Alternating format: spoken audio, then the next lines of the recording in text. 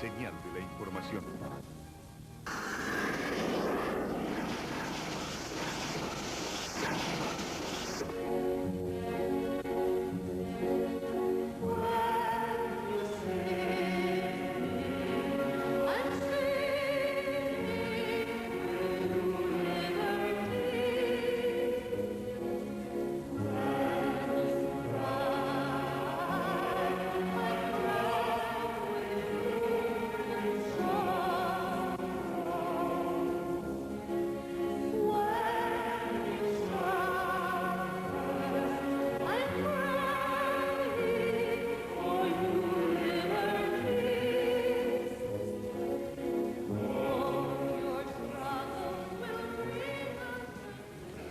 Porque yo creo que tienen razón, que esto tiene mucho jugo, el manifiesto comunista, y podríamos dedicarle varias reuniones a este documento, porque mucha gente dice que es anticomunista, pero no conoce del comunismo. Entonces yo creo que es interesante este documento, el manifiesto comunista, que fue escrito en 1848 por Marx y Engels.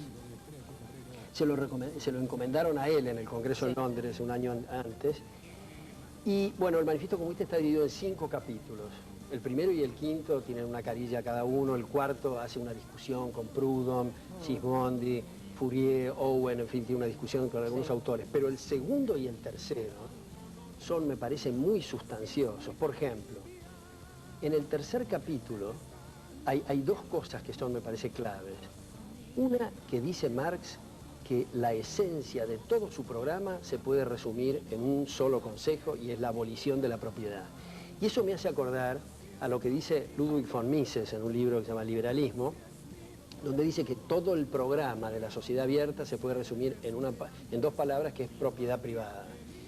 Entonces es interesante ver que a veces hay como estas líneas o estos antagonismos entre fascismo y comunismo.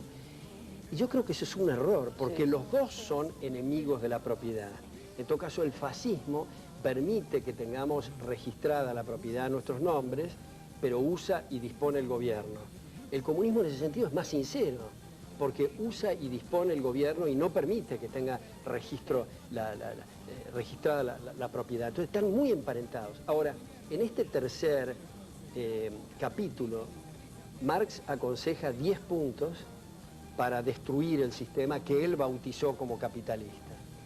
Y los 10 puntos brevemente expuestos son, primero, la reforma agraria, es decir, el quitarle la tierra y apoderársela del Estado, en fin. Después el impuesto progresivo, después el ataque a la herencia, después confiscaciones, más o menos una cosa de chantaje, confiscación a rebeldes, emigrados. El quinto punto es el Banco Central. El sexto punto es estatización de empresas. El séptimo y el noveno es planificación de actividades no manufactureras o industriales y agrícolas, digamos. Y el noveno punto es la organización de lo que él llamaba ejércitos industriales, que en el léxico fascista es personería gremial, organizar así los sindicatos. Y el décimo es educación estatal, obligatoria y gratuita. O sea, que un punto me parece importante de esto, tal vez para reflexionar, es que no hay que ser tilingüe, no hay que estar diciendo somos del mundo libre, somos anticomunistas y adoptamos los 10 puntos religiosamente, en mayor o menor medida. Claro, en mayor o menor medida las distintas sociedades han adoptado estos puntos. O sea, que el éxito que ha tenido el manifiesto comunista ha sido extraordinario. Es un documento, está muy bien escrito, por lo menos en la versión alemana, sostiene el ritmo constantemente, debe ser el mejor panfleto que se ha escrito acerca de política en el mundo. La frase inicial, el fantasma que se cierne sobre Europa, ese fantasma del comunismo, y la frase final de Proletarios del Mundo Unido, yo creo que son 2 slogans muy inteligentes, muy pedagógicos. Es muy persuasivo el texto del manifiesto comunista y ahí también viene, yo creo, gran parte del daño que ha hecho, es decir, porque es muy fácil de entender, hay una simplificación tremenda de los problemas, generalidades históricas, y es un programa que, como vos bien decís, en esos 10 puntos más o menos fueron aplicados en distintas sociedades y hace muchísimo tiempo que fue escrito. Es decir, a mí me parece un texto muy interesante y me parece que fue... vos sabés que en realidad cuando la Liga Comunista le pide a Marx y Engels que lo escriba, Engels hace un borrador en base a preguntas y respuestas. Lo quería hacer así, es decir, te imaginás un catálogo de preguntas, ¿cómo llega el proletariado al poder? Y entonces contestaban. ¿Qué es lo que hacemos con la educación? Y entonces contestaban. Y Marx toma eso y dice, no, esto no es suficientemente contundente, lo voy a escribir. Engels después dice que lo escribió prácticamente solo Marx.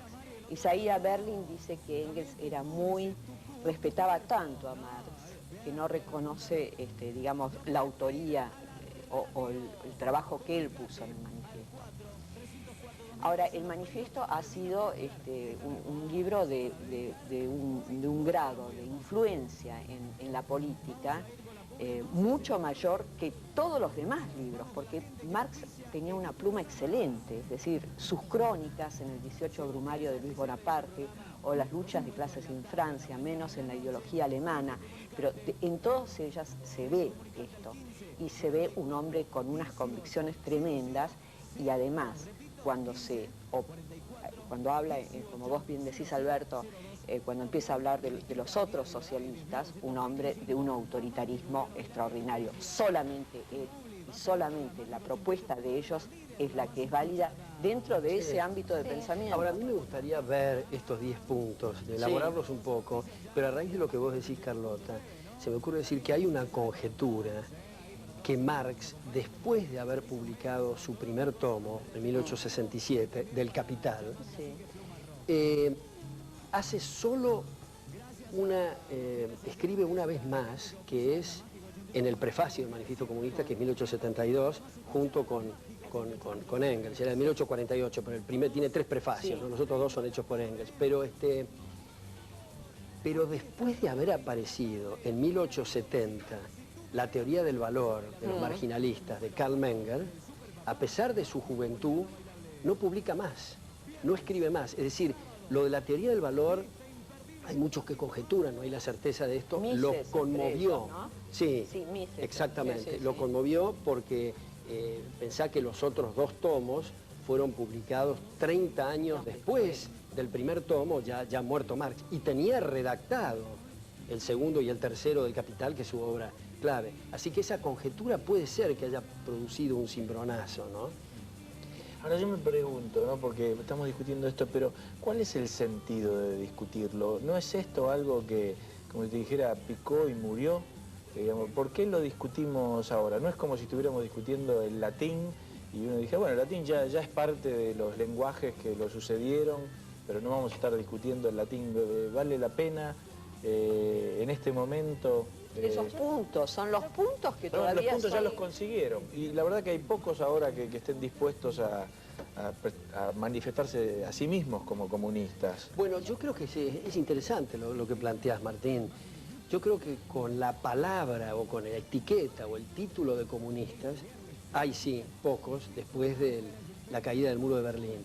Sin embargo, lo que acá interesa, y me parece que es tan útil discutir el manifiesto comunista, son, como dice Carlota, los puntos, los consejos que están presentes en muchas de las campañas electorales de los países de Latinoamérica y de otras partes del mundo. Y la crítica al orden existente es muy parecida, es decir, los críticos al orden existente en muchas sociedades es muy parecida a la crítica que Marx hace de la propia sociedad burguesa. Claro. Es decir, son como tomados directamente los argumentos.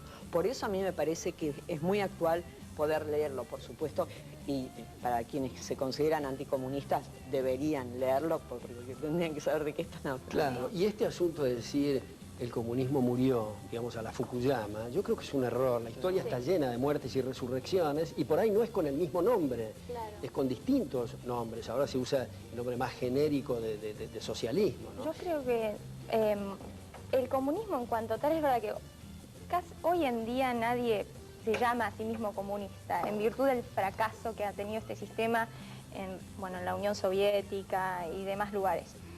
Lo que sí creo que subsiste es el ideal que propone el comunismo, que es este culto al bien común, ¿no? Ponen al bien común como axioma, entonces el individuo deja de tener realidad y solo tiene realidad en cuanto parte de esta sociedad, que no deja de ser otra cosa. Una sociedad no es otra cosa que un grupo de individuos, pero ponen a la sociedad como algo que tiene realidad en sí misma, un objeto místico. Y en virtud de ese bien común es como que se le da a estos dictadores o gente realmente sedienta de poder un cheque en blanco para hacer lo que quieren y jugar con la vida de las personas para favorecer este bien común que en realidad nadie creo que termina de definir muy bien. Ahora, Carolina, sin perjuicio de ver estos 10 puntos y tenemos tantas cosas que ver, el capítulo 2 está lleno de cosas históricas muy buenas para ver del manifiesto comunista, pero respecto al bien común, en una de las charlas anteriores con Carlota, y desde luego que yo admito que es una expresión que se ha prestado para las aventuras más increíbles, ¿no? Pero Michael Novak, y acá entre nosotros en la Argentina, Jorge García Venturini, le dieron otro enfoque al tema del bien común y me gustaría cambiar ideas con ustedes sobre esto. En este sentido, se preguntan, ¿qué es el bien que nos es común a todos?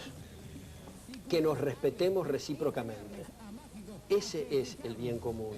Por eso a veces hemos señalado que en la tarea legislativa, el legislador cuando se sale del bien común, o sea, estrictamente del respeto a cada uno, hay perdedores y ganadores, hay, para usar terminología de la teoría de los juegos, suma cero, hay lobbies, hay coaliciones, en fin, y por eso y hay conflictos de intereses y hay necesidad de negociar, porque el que subsidia las corbatas amarillas y el que quiere caminos, y en fin, ¿viste? Ese tipo, salirse de la cuestión del bien común crea esos problemas. Así que hay un problema terminológico ahí, ¿no? Yo creo que con respecto al bien, para mí el bien es solamente adjudicable a un organismo vivo. O sea, uno no puede hablar del bien de las rocas, por ejemplo. Y el bien como tal solo existe el bien individual. Y el bien común sería aquellas condiciones que hacen posible y alcanzable el bien individual. Ahora, el bien común, tratar de definirlo, lo único que se admite es la definición literal. Es decir, el bien común es la suma del bien individual de los integrantes de ese grupo. Incluso esa definición literal no es muy feliz porque ¿qué es lo que representa el interés o el bien individual? Eso es subjetivo. ¿Cómo haría alguien para definir el bien común en términos de sumar el bien individual?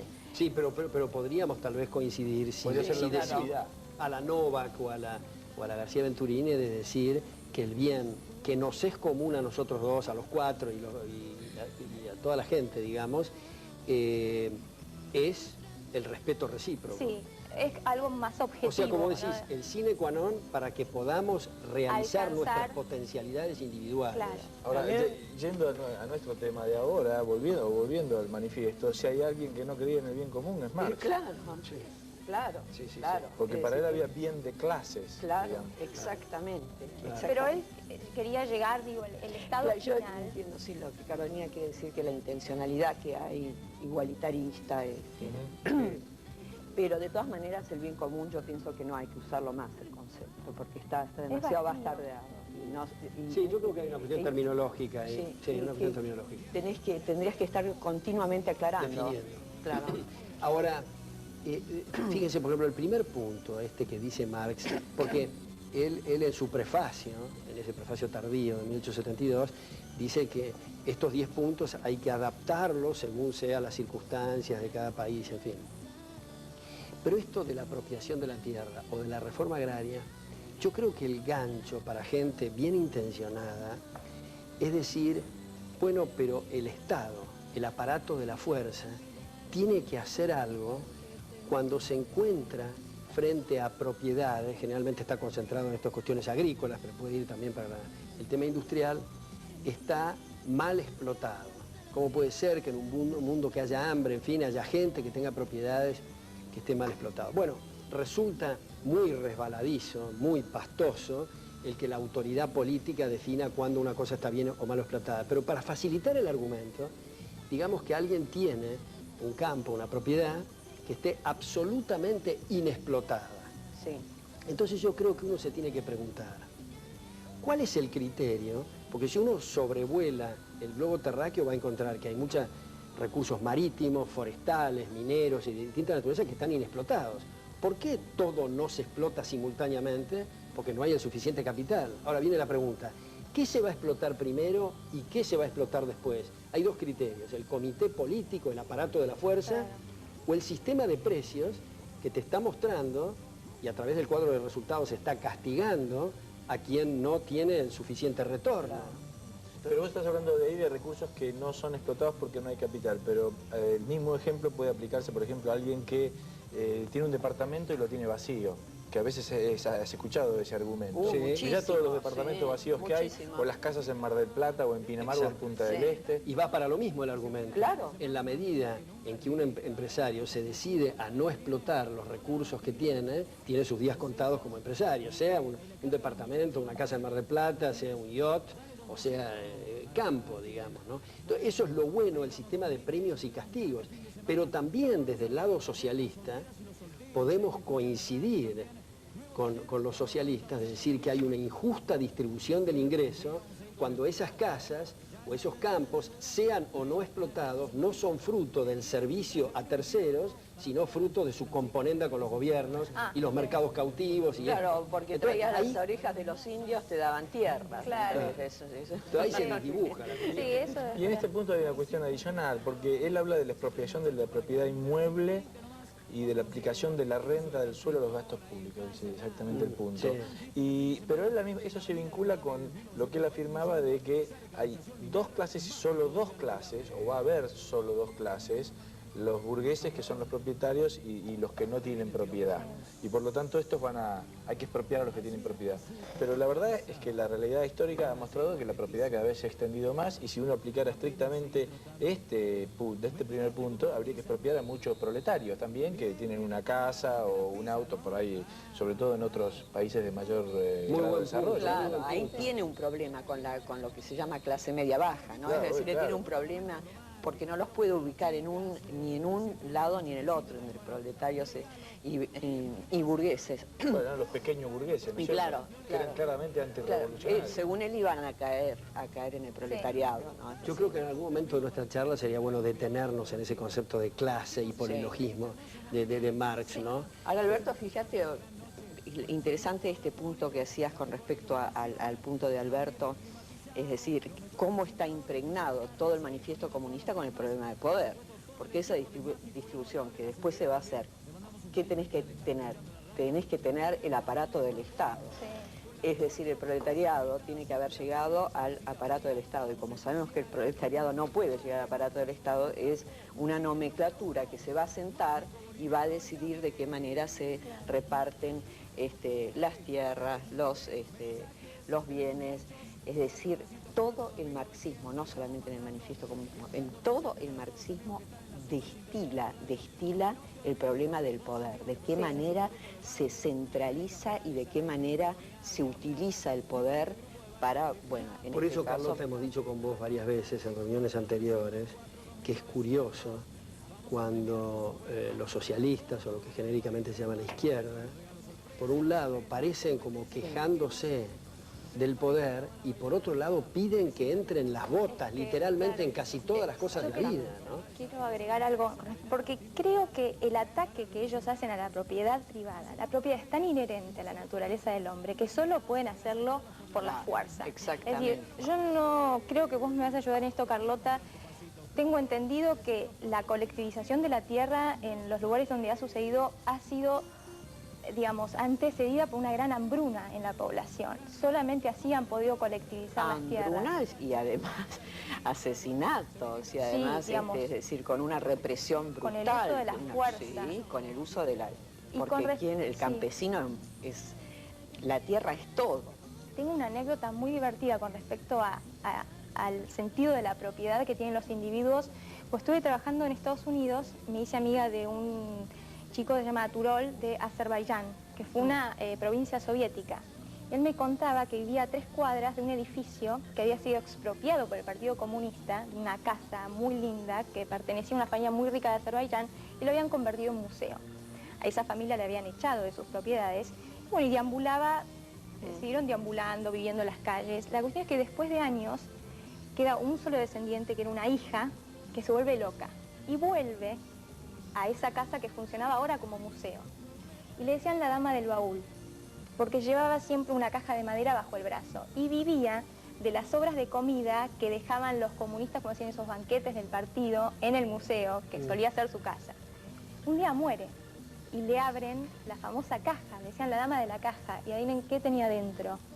¿Qué? El título de propiedad de la casa, que ahora era un museo. El antiguo Que le título habían de propiedad. Que le habían expropiado. Y esto que dice Martín, es interesante la anécdota esa. Eso que dice Martín del burgués y el proletario, de las clases y de la concentración de propiedad. Yo creo que una de las cosas, antes de ir al segundo punto del Manifiesto Comunista, que hay que destacar como bastante pobretón de Marx son sus predicciones. Ah, sí. Porque, fíjate vos, la primera predicción importante de Marx es que la revolución iba a tener lugar en países desarrollados, capitalistas, que va para Inglaterra o va eventualmente para Estados Unidos o para Francia, Alemania de esa época. Pero no, apareció en el lugar más atrasado de Europa de esa época, en Rusia. Luego la segunda predicción es que las revoluciones iban a ser llevadas a cabo por los proletarios. Y nunca ninguna revolución fue llevada, sino intelectuales, no había organizados, en fin. Y después el tema de Martín, de la concentración de la propiedad en pocas manos, y apareció las sociedades anónimas y las acciones y una dispersión fenomenal, digamos, de la propiedad, aunque en ese punto hay como un malentendido, porque a veces se confunde cantidad de administradores con cantidad de dueños. Cantidad de dueños son los accionistas, ¿no?